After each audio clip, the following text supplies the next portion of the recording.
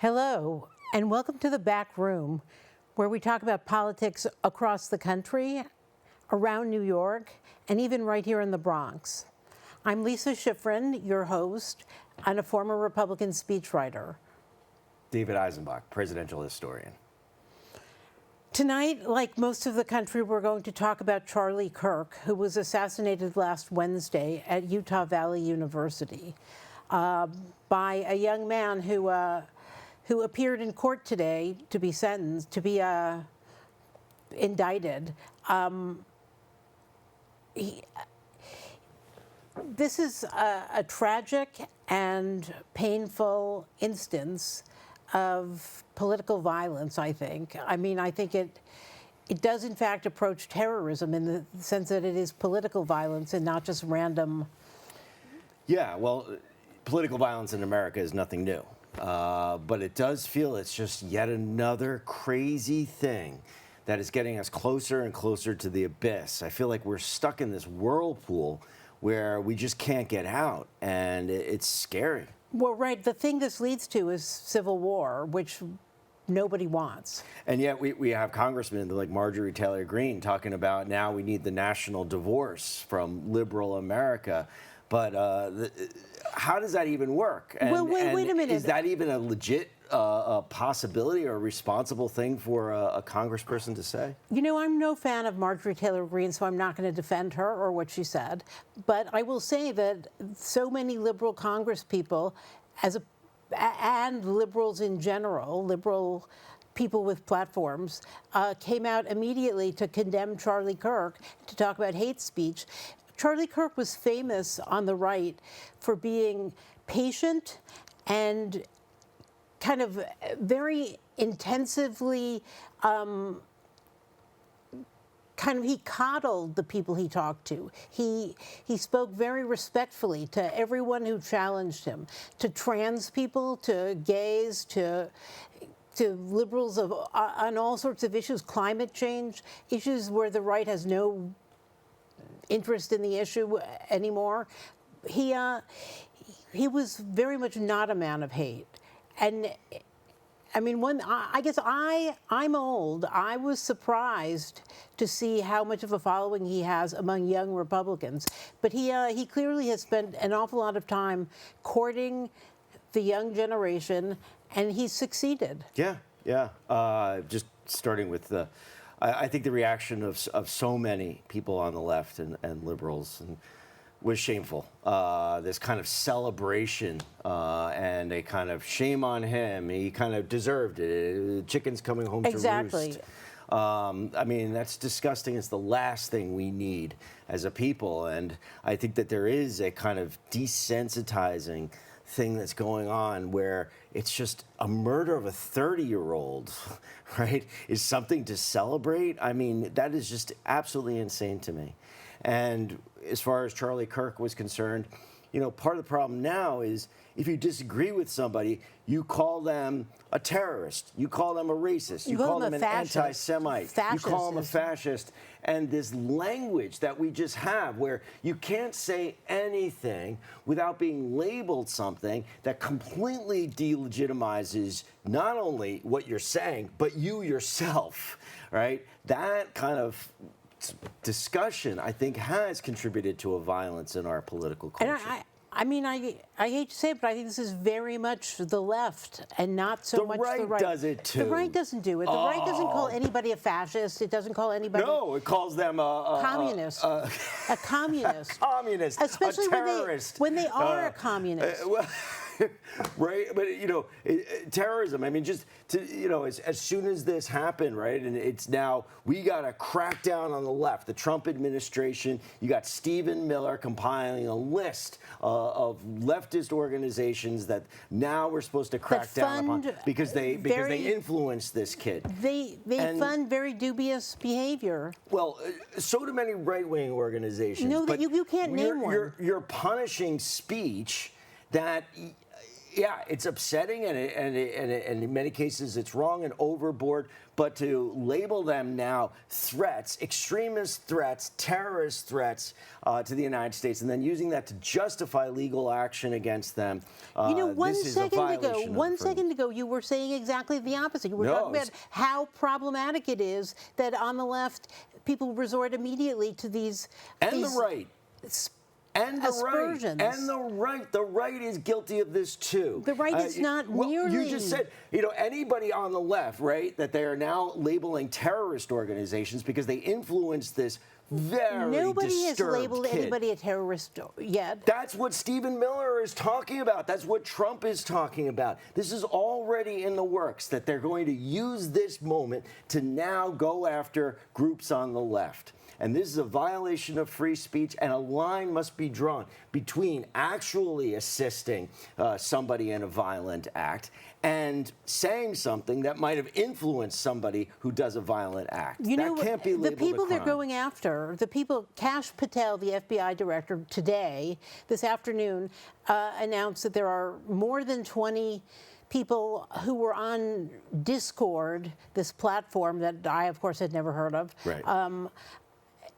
On Discord with the suspect, Tyler Robinson, talking about his plan to kill Charlie Kirk. So that's who they're going after, people who are material witnesses and possible co-conspirators. So that's very different than going after people for what they've said. I would agree with that, but Stephen Miller has a list of organizations that he's compiling, like the police chief in the West Wing that he's going to personally go after, and so that's where it gets on the slippery slope. And look, people say a lot. I think a lot of his behavior is on a slippery slope. Round up everybody in his Discord chat. I mean, this is crazy, right? Well, if you had advanced knowledge of somebody's intention to kill somebody, I think you have responsibilities. How advanced knowledge? How specific was that threat? Again, there's so much kind of disgusting threats going on online. When somebody says it right now, it doesn't even feel like it's real when they threaten to kill somebody online. And so I don't. It could very much spin out of control, where the left, right, gets blamed for this, and then that justifies, in the name of fighting terrorism, actions and policies that totally undermine the very principles of the First Amendment in the United States of America. No, I think we need to be careful not to undermine the First Amendment. There is freedom of speech, but there's also yelling fire in a crowded theater. I mean, there's also threats, literal threats of violence. So these things have to be parsed very carefully. Very carefully, and you can't just blame one particular group. Another group they're going after is the trans community, as if all trans people are somehow in cahoots in this assassination That is not attempt. what's going on at all. Oh, they haven't been targeted, and they haven't been demonized, No, I would and they say haven't been taking this one kid as an example of an entire class of people. It's not one kid. It's the last 7 or 8 mass murderers have been trans, mostly men, one woman, men who became women or claim they became women. There does appear to be a certain amount of rage and violence associated with the trans process. No question, but you can't then take, even if it's a number of people. Nobody is saying this applies to all trans people. That is what's being suggested. There does seem to be a movement to demonize trans people, and they're using this, in particular, this assassination. I think this is disingenuous and of it's you. something they have wanted to do. They've been looking for an opportunity to do it, and And this is what they're taking Look, here. when we talk about Palestinian terrorists, of whom there have been many, Yes. we also acknowledge that not all Palestinians are terrorists. It's barely spoken because it's so obvious. That's obviously true of trans people too. Most trans people are not terrorists. Well, I think people on the right need to be more careful about how they're discussing this issue and connecting it to the greater groups. I don't think the and discussions on the right are actually the problem in this particular instance. Of course instance. you don't, because you're on the right. Of course the right is not at fault in anything. I wouldn't say that, but I would say that in this instance, the left assassinated this kid whose very parents... The left assassinated Charlie Kirk. Is that what you're saying? There's no question about that. This kid who's... Well, there we go. Today, we're taking the entire left-wing spectrum, and we're blaming all of us for the murder of Charlie Kirk. That's exactly what we're doing. That's what you just said, and that's what the Trump administration is doing. Who had been indoctrinated by the left, whose parents talked about him being indoctrinated by the left, whose parents told this to the FBI, that we're blaming him. But there's no question that his views were of the left.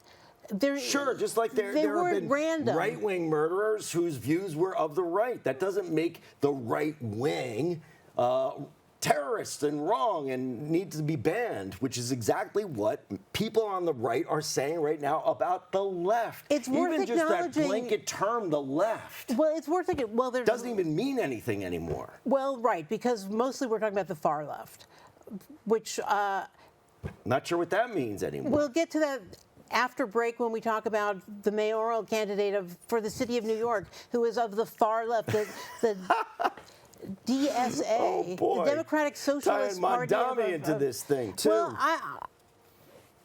I think when somebody is a communist, you ought to acknowledge that they're a communist. And when somebody is, this kid, Tyler Robinson.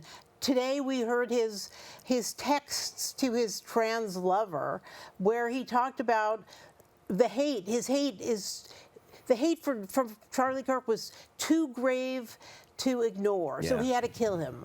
That's sick. That is sick. It is sick, and it's a big part of that bigger problem I was talking about before. How we can't even have political arguments anymore. Everything is seen as an attack on me personally, and then my rage comes out, and I feel threatened, and now I'm justified in using violence against whoever it is. And this is a sick cycle. It's like a death spiral that America is in right now. Well, I think one of the interesting questions that's going to come out of it is how much to blame is the internet and the dark, deep corners of the internet where people burrow in and are heavily influenced one way or another and live their lives online without reality and its checks. Absolutely. I think this is a problem. I think it does desensitize us to, how we even interact, how kids interact with each other.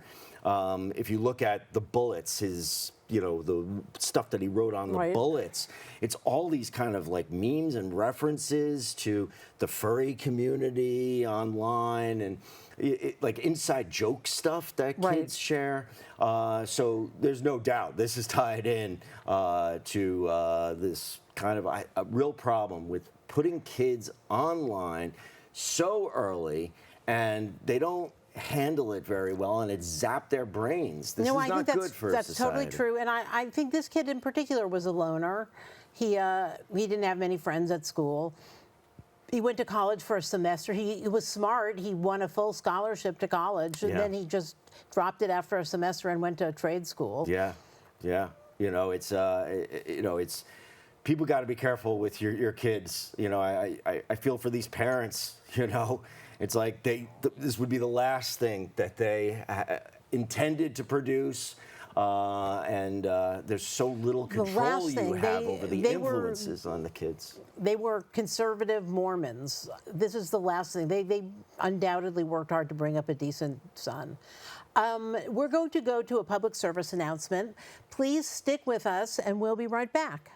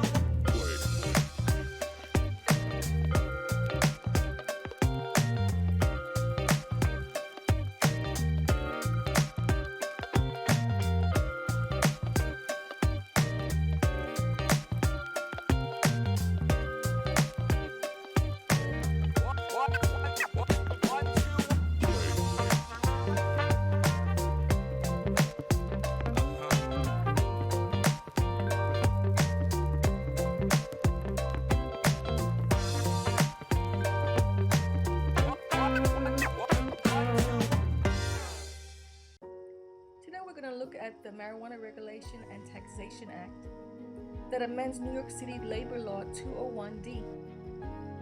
It balances legal rights of workers and those of employers,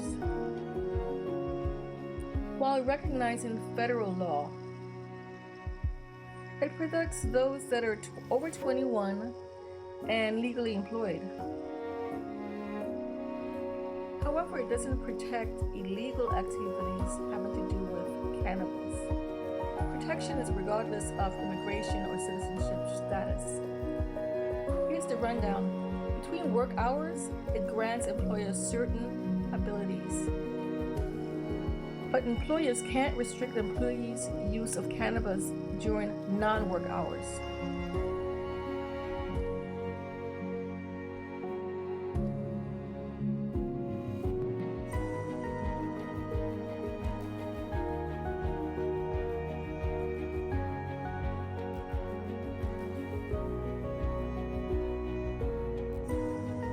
However, the amended New York Labor Law, Section 201D4A, lets employers take employment action or prohibit employee conduct where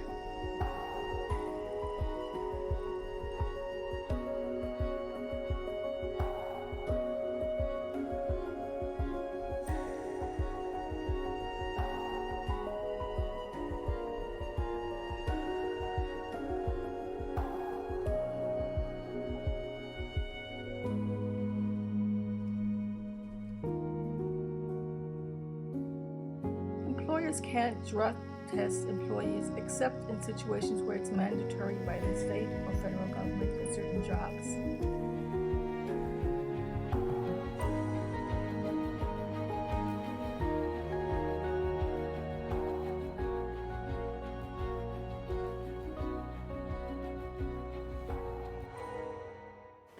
Anxiety. Welcome back to the back room. I just want to wrap up our previous segment by saying we wish the best to Charlie Kirk's wife and children, and we are interested to see what happens to the Turning Point, his organization. It looks like it's going to grow because they've gotten thousands and thousands of applications to start new groups. So that is an unexpected but welcome consequence. And I will say, in terms of just getting kids excited about politics, excited about having conversations, Charlie Kirk did a tremendous job. And as an educator, just kind of getting people used to the idea that we can actually have a conversation without it turning into violence, and teaching that to young people, that is a major mark which he has left on American society for the better. Now we're going to turn to somebody who is not quite as impressive as Charlie Kirk. And that would be our mayoral candidate, Schiffren Mandami. This week, the much reviled Kathy Hochul, our governor, endorsed him. She came out, she withheld her endorsement until now. She was trying to stay on the sidelines, but she couldn't do it. She couldn't do it. And then one day later, he declined publicly to endorse her in her run for the governorship next year. What do you make of that? Well, he doesn't have to, and he's looking for leverage. When I get elected, you, Kathy Hochul, you give me what I want. I want to raise taxes on the rich, you give me that, right? Whatever else I'm going to need from the state, you give me that, and then I'll give you an endorsement. Until then, I'm looking at Antonio Delgado. He's running to the left of Hochul. Maybe that's where I land, So it's leverage. It's politics. I agree with you that is clearly what he's thinking, but it's very crude to behave that way because she doesn't have to support him for real. Like, she's given him this endorsement. It's a big endorsement. It was in the New York Times. But she can kind of play around and not be so warm with it. And I will say, A, I don't believe endorsements are worth much in general. And B, I don't believe Kathy Hochul's endorsement is worth a warm bucket of spit.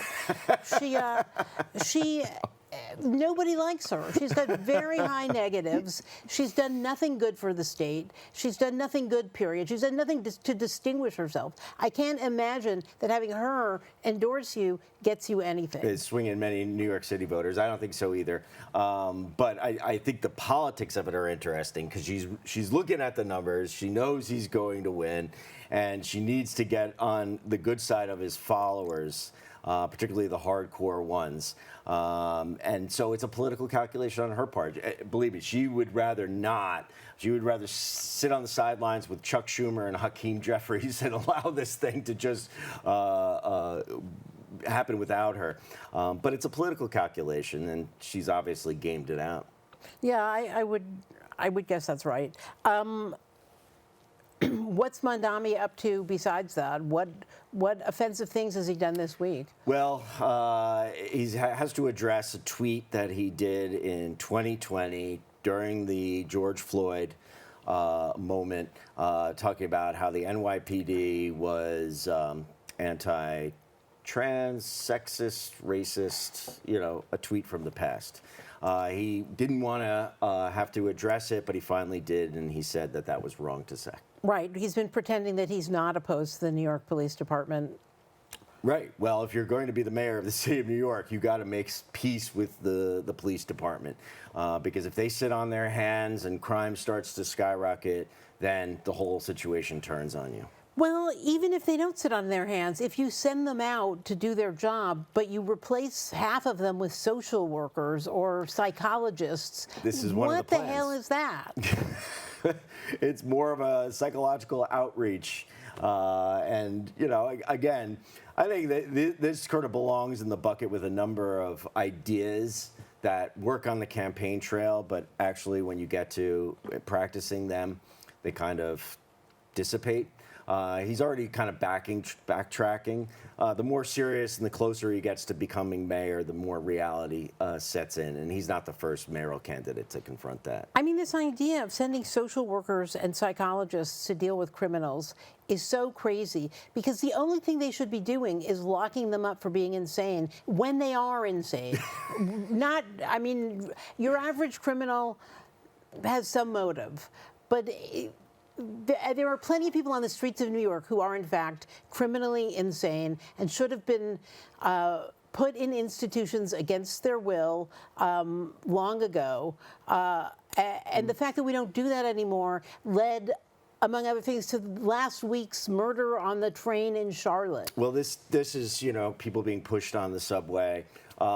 We do see, you just ride the subway, you see people in need of some help, right? And they're very loud about it and aggressive acting, right? Not enough to warrant the police arresting them. No crime has been committed yet, but maybe a conversation with a trained professional could be in order. So I could definitely see that. I think that there's a lot of mental health issues out on those subway platforms.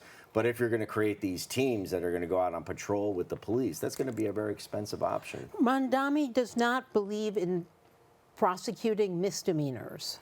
The entire category of misdemeanors. We've been down this road before with de Blasio, and it just didn't work. You don't have to be a big broken windows advocate to know that those little crimes really add up. They add up, and A, I they think it's target quality of life for residents of the city. Quality of life. And B, they are the steps by which a criminal moves up the ladder to major felonies. Yes, this is true, and he's also talking about decriminalizing prostitution. That is the most awful thing I can even think of. That's the last thing you need on the streets of New York, a bunch of prostitutes. And you'll get it. You've got it in Queens already. There are areas of Queens where prostitution is being conducted out on the streets, not the actual act, but the selling of women is being conducted on the streets. And these are not, people who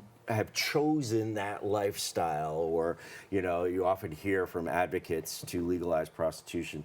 I think that's a pornographic fantasy. These are young women bordering on girls. And I guarantee you there's some girls, there are boys. Sex trafficking going on. It's total sex trafficking, and it got way bigger with the onslaught of all of the illegals This that is came true. in under. There's no question. There's no question. Roosevelt Avenue and Right. Jackson Heights. I walked around. I couldn't believe the amount of prostitution that was on the street, and it was also on the side streets. It's not where New York needs to go, for sure. Right. I don't know. Mandami has not backtracked on that. Well, again, it's going to be one of those things we're just going to see, and he would not be the first candidate to either A, backtrack on stuff that he says on the campaign trail once he gets elected, once he gets in there, he kind of slows it down. On the other hand, we've also seen it go the other way with Bill de Blasio when the gloves came off on misdemeanor crimes, and all of a sudden we have public urination everywhere. It's just not the way the city can be handled. Theoretically, I get what they're saying. You don't want to over-prosecute for crimes, but when it actually comes to practice and you're on the streets of New York and people are defecating on the streets, that's not good for anyone. Meanwhile, Mayor Adams is playing with the idea of withdrawing from the race. He doesn't seem to have fully made up his mind. At the moment, he's saying he's not withdrawing, but he hasn't had the real conversation with the Trump people about a job. The speculation that I hear is that he will withdraw. Yeah, but to what? You know, it's like the longer he waits, the less value his withdrawal has on the race. Well, it's also unclear whether his withdrawal is enough for Cuomo to put Cuomo over the top. Whether Curtis Sliwa would have to. It's not going to be enough to put him over the top, but it puts it in play. And then the question is, will enough Republicans jump ship from Sliwa to Cuomo to make a difference, to make it close? And then it becomes a matter of turnout. You know, what are the turnout numbers? It's going to be a bigger turnout, obviously. The Democratic primary, you're going to get more older voters coming out. It would make it interesting, let's put it that way. I heard Betsy McCoy from Save New York, which was started to deal with this race, talking last night about what her group is doing. And they are bringing out the vote, but especially among homeowners in the 13 districts in the city, the 13 assembly districts that have a majority of home ownership. Because Mandami has promised to do something with a particular law that will force all these co-ops and condos to go electric, that at the expense of owners. Right. So they're working to bring out the vote among all of these owners. Her contention is that if you got the turnout up to half of the New York City votership, which is less than comes out in a presidential year, though this is obviously not a presidential year, you could override the Mandami majority. That's interesting, because that's another one of these kind of like small things where you're mandating that all buildings have to put in some new system that is more energy efficient and that sort of thing. And we will be ending on that note. Your pocketbook is how you vote, so be careful. Thank you so much for watching, and we'll be back next week.